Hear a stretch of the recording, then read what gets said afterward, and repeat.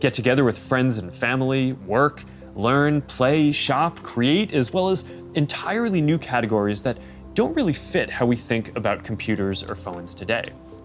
Now, since we're doing this remotely today, I figured let's make this special.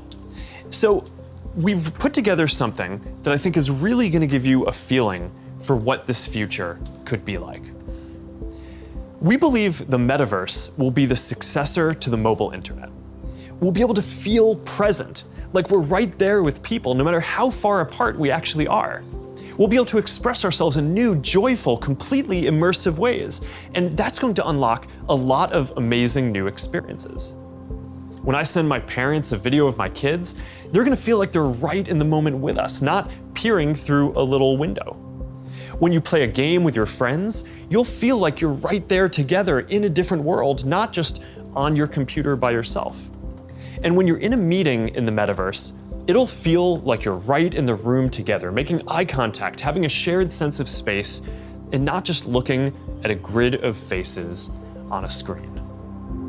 That's what we mean by an embodied internet. Instead of looking at a screen, you're going to be in these experiences.